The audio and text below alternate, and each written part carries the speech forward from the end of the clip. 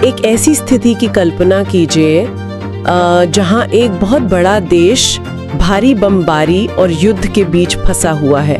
और तभी अचानक से उनके सरकारी टेलीविजन पर एक ब्रेकिंग न्यूज आती है। एग्जैक्टली न्यूज ये कि देश के पुराने सर्वोच्च नेता अब नहीं रहे और एक नए नेता ने सत्ता की बागडोर पूरी तरह से संभाल ली है। सेना हाई अलर्ट पर है, आम जनता खौफ में है। हाँ, मतलब हर कोई इस नए नेता को बस एक बार देखना चाहता है, लेकिन टेलीविजन पर उनका चेहरा दिखाया ही नहीं जाता। क्योंकि इस नए नेता को आज तक किसी ने भी सार्वजनिक रूप से बोलते हुए देखा ही नहीं है। बिल्कुल।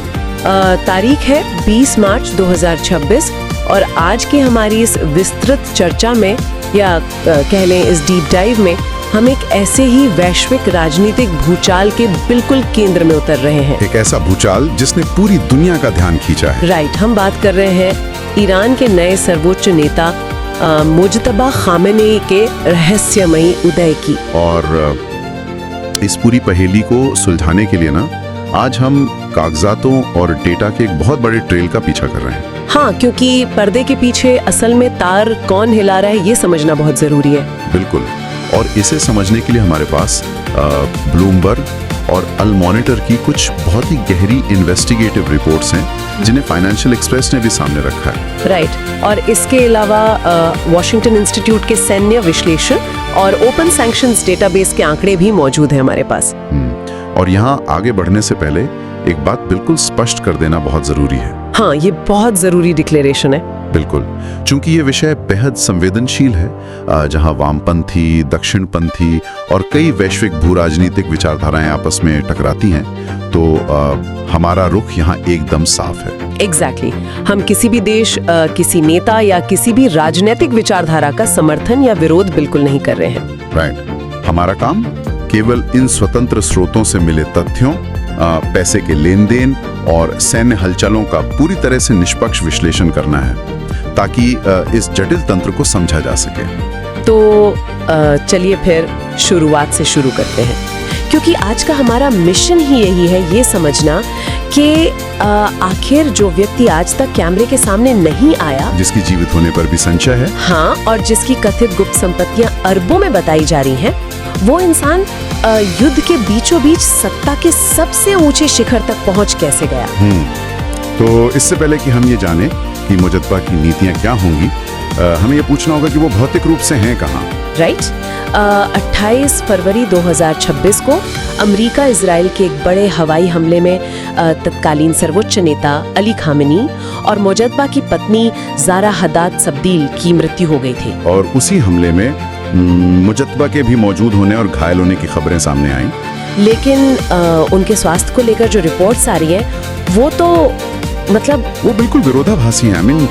ये किसी भी देश की खुफिया विफलता या फिर जानबूझकर फैलाई गई भ्रांति का एक क्लासिक उदाहरण है। जैसे ईरान के चीफ ऑफ प्रोटोकॉल का जो बयान लीक हुआ था, हाँ, उसमें दावा किया गया कि मुजतबा हमले से ठीक पहले टहलने निकल गए थे और उन्हें केवल पैर में मामूली सी खरोच आई है। सिर्फ एक खरोच, जबकि वॉइस ऑफ एमिरेट्स की रिपोर्टिंग कुछ और ही कह रही है। एग्जैक्टली, उनका दावा है कि मुजतबा बुरी तरह घायल हैं और वेंटिलेटर पर अर्ध कोमा यानी सेमी कोमेटोज स्थिति में है। और अल जरीदा का तो यहाँ तक कहना है कि उन्हें आपातकालीन चिकित्सा के लिए गुप्त रूप से मॉस्को ले जाया गया है।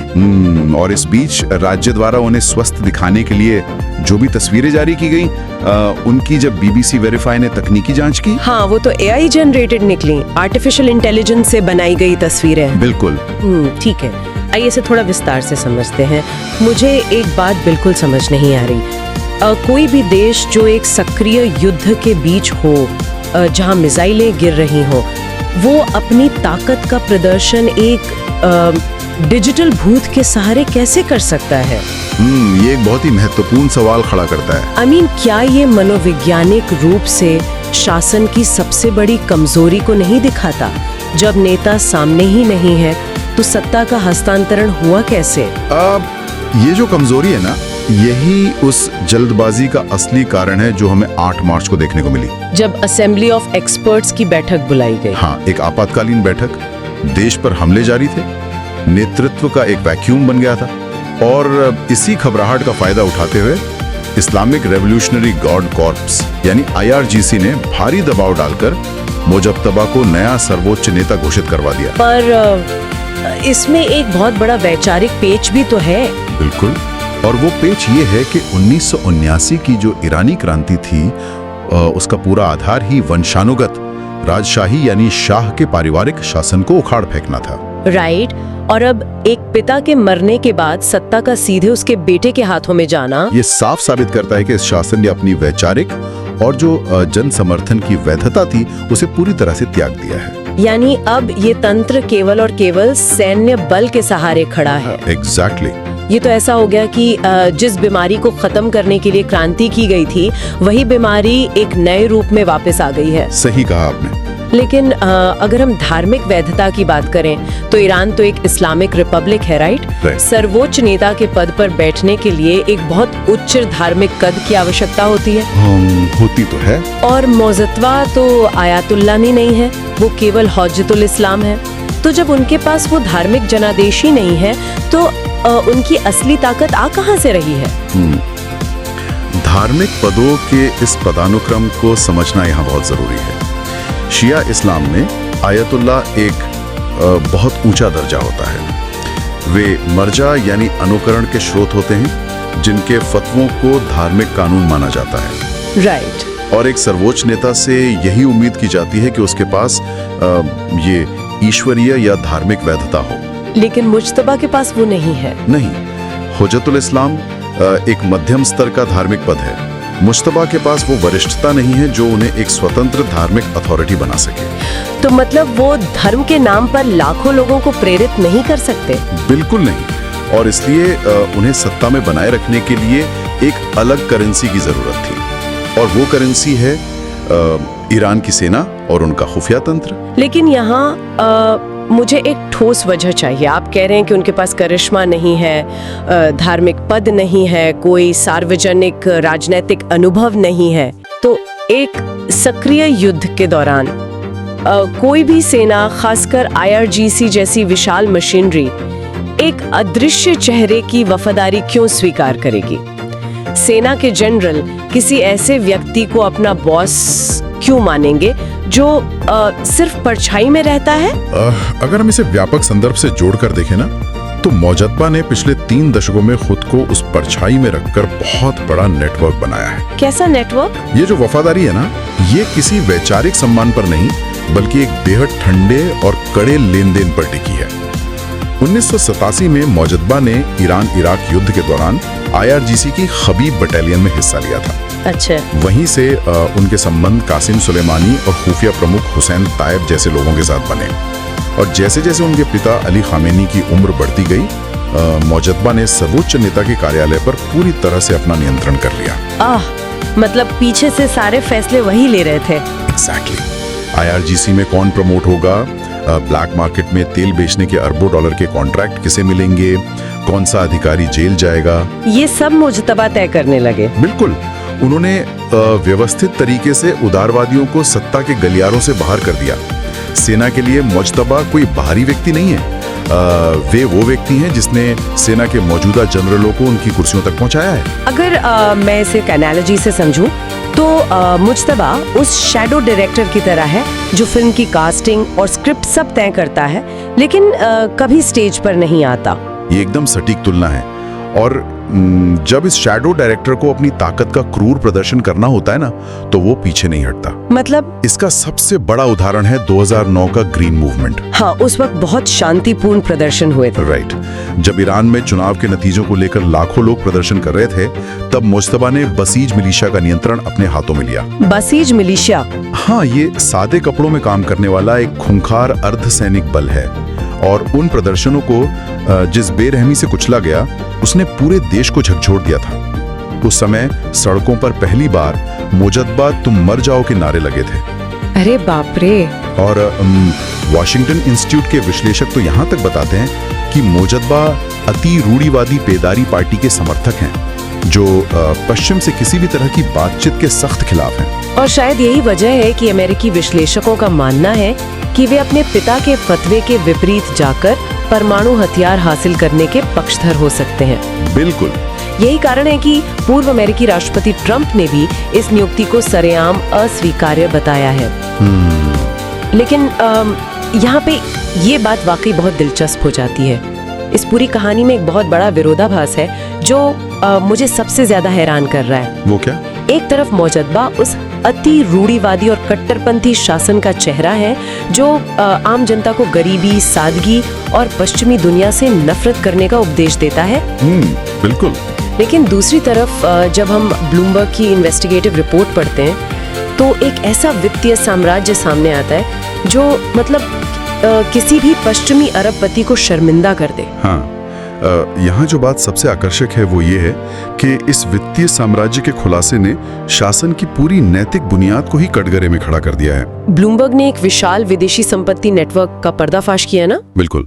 और हम यहाँ छोटी मोटी संपत्तियों की बात नहीं कर रहे हैं। लंदन के प्रसिद्ध बिलियनियर्स रो में 100 मिलियन पाउंड की हवेलियां, दुबई के बेवेली हिल्स कहे जाने वाले इलाके में आलीशान विला, टोरंटो में करोड़ों डॉलर के पेंट हाउस, और शायद जर्मनी के फ्रैंकफर्ट में एक लग्जरी होटल भी इस नेटवर्क का हिस्सा है। एग्जैक्टली। पर ये काम कैसे करता है? आई मीन, ईरान पर तो दशकों से इतने भारी अंतर्राष्ट्रीय प्रतिबंध लगे हुए हैं। उनका बैंकिंग सिस्टम, स्विफ्ट नेटवर्क, सब कुछ ब्लॉक्ड है। हाँ। तो एक प्रतिबंधित देश का नेता लंदन के सबसे महंगे इलाके में हवेली कैसे खरीद लेता है? यहीं पर शेल कंपनियों और प्रॉक्सी का खेल शुरू होता है। आप अपने नाम से कुछ नहीं खरीदते। अच्छा। रिपोर्ट के मुताबिक अली अंसारी नामक एक ईरानी टाइकून है जिस पर ब्रिटेन ने प्रतिबंध लगाए हुए हैं। वो इस पूरी संपत्ति का प्रबंधन करता है। हालांकि अंसारी ने आधिकारिक तौर पर मुजतबा से किसी भी संबंध से इनकार किया है, राइट? तो करेंगे ही। लेकिन पैसा अंतर्राष्ट्रीय प्रतिबंधों को दरकिनार कर बेचे गए ब्लैक मार्केट तेल से आता है। इस पैसे को दुनिया भर में फर्जी कंपनियों के जाल के जरिए इस तरह घुमाया जाता है कि अंत में इसका असली मालिक कौन है ये पता लगाना लगभग असंभव हो जाता है। और प्रतिबंधों से बचने का जो सबसे नया तरीका सामने आया वो तो और भी चौंकाने वाला है, क्रिप्टो करेंसी। बिल्कुल। हाल ही में $1.5 बिलियन मूल्य की क्रिप्टो करेंसी दुबई के एक अकाउंट में ट्रांसफर की गई है जिसके तार मुजत्तबा से जुड़ रहे हैं। $1.5 बिलियन। ये तरीका तो बिल्कुल समझ में आता है क्योंकि क्रिप्टो करेंसी के नेटवर्क में कोई कंप्लायंस ऑफिसर नहीं होता जो ये पूछे कि पैसा कहाँ से आ रहा है। राइट। आप पलक झपकते ही अरबों डॉलर भेज सकते हैं। लेकिन आप इस जानकारी की टाइमिंग देखिए। टाइमिंग इस नई सरकार के लिए जनता के बीच एक बहुत बड़ा संकट पैदा करती है क्योंकि ईरान में इस वक्त महंगाई 40% तक पहुंच गई है। बिल्कुल। 2025-26 के जो बड़े प्रदर्शन हुए उनका मूल कारण यही आर्थिक संकट था। तो जब आम नागरिक रोटी के लिए संघर्ष कर रहा हो और उसी वक्त ये खुलासा हो जाए कि उनके नेता के पास $3 बिलियन की गुप्त संपत्ति है, तो ये शासन की वैचारिक और नैतिक वैधता को पूरी तरह से चकनाचूर कर देता है। तो इस सब का असल मतलब क्या है? अगर वो वैचारिक भ्रम टूट चुका है और मुजतबा शारीरिक रूप से अनुपस्थित है तो देश चला कौन रहा है? ये बहुत जटिल स्थिति है क्योंकि जो जानकारी हमें मिल रही है उसके अनुसार सरकार इस वक्त एक साथ दो बिल्कुल विपरीत दिशाओं में खिंच रही है। ये मुजतबा की अनुपस्थिति में सत्ता के विकेंद्रीकरण या कहलें विखंडन का सबसे बड़ा उदाहरण है। जैसे एक तरफ राष्ट्रपति पेजेशिकियान है। हाँ, उन्होंने पड़ोसी देशों से माफी मांगी और युद्ध को रोकने के सख्त आदेश दिए। लेकिन दूसरी तरफ IRGC ने राष्ट्रपति के आदेशों की खुलेआम अवहेलना की। बिल्कुल। सेना ने स्वतंत्र रूप से फैसले लेते हुए UAE, बहरीन में अमेरिकी नौसेना बेस और कुवैत पर मिसाइल हमले जारी रखे। और कट्टरपंथियों ने राष्ट्रपति पर कमजोरी का आरोप लगाया। Exactly. IRGC पूरी तरह से स्वतंत्र रूप से काम कर रही है। यहाँ मैं फिर याद दिला दूं कि हम केवल इन तथ्यों का विश्लेषण कर रहे हैं, किसी को सही या गलत नहीं ठहरा रहे हैं। बिल्कुल। और इस पूरे प्रशासनिक भ्रम और पतन का सबसे बड़ा प्रतीक तो पूर्व सर्वोच्च नेता अली खामेनेई का अंतिम संस्कार बना। वो अंतिम संस्कार जो सुरक्षा कारणों और कम भीड़ जुटने के डर से बार बार टाला गया। सोचिए, जिस शासन की पहचान ही लाखों की भीड़ जुटाने से रही हो, वो अपने सबसे बड़े नेता का अंतिम संस्कार करने से डर रहा है क्योंकि उन्हें पता है कि आर्थिक और वैचारिक भ्रम टूटने का असर अब सीधे सड़कों पर दिख रहा है। और जनता तो सोशल मीडिया पर डार्क ह्यूमर का जमकर इस्तेमाल कर रही है। हाँ, मतलब अंतिम संस्कार न होने पर जो मीम्स बन रहे हैं। अरे वो रेफ्रिजरेटर वाले मीम्स कोई पूछ रहा है कि शव किस रेफ्रिजरेटर में रखा है, कुछ लोग मरे हुए चूहों की बातें कर रहे हैं। और वो एक ऑनलाइन शिक्षा ऐप है ना, शाद ऐप, उसके जरिए अंतिम संस्कार की बातें हो रही हैं। ये डार्क ह्यूमर दिखाता है कि जनता अब बिल्कुल नहीं डर रही है। बिल्कुल। और किसी भी तानाशाही के लिए इससे बड़ा खतरा कुछ नहीं हो सकता जब जनता डरना बंद कर दे। तो आज के इस पूरी चर्चा को अगर हम समेटें तो हमने देखा कि कैसे एक ऐसा व्यक्ति ईरान का नया सर्वोच्च नेता बन गया जिसे देश ने सालों से नहीं देखा है, जो केवल सेना के दम पर खड़ा है, जिसके पास अरबों की छिपी हुई संपत्ति है और जिसके राज में सरकार और सेना खुलेआम एक दूसरे के खिलाफ खड़े हैं, जबकि जनता सोशल मीडिया पर बगावत कर रही है। वाकई ये स्थिति किसी भी देश के लिए बेहद खतरनाक है। और इस पूरी चर्चा के अंत में एक बहुत ही गहरा और अनसुलझा सवाल उभर कर आता है। वो क्या? अगर किसी इस्लामी गणराज्य के वजूद की पूरी बुनियाद एक सर्वोच्च और अचूक नेता की धार्मिक छवि पर टिकी हो, तो क्या होता है जब वो नेता शारीरिक रूप से गायब हो? क्या केवल प्रॉक्सी या परछाइयों के जरिए राज किया जा सकता है? क्या एक अदृश्य सत्ता का ये भ्रम लंबे समय तक एक आक्रोशित देश को बांधे रख सकता है? ये सच में एक बहुत ही विचार उत्तेजक सवाल है।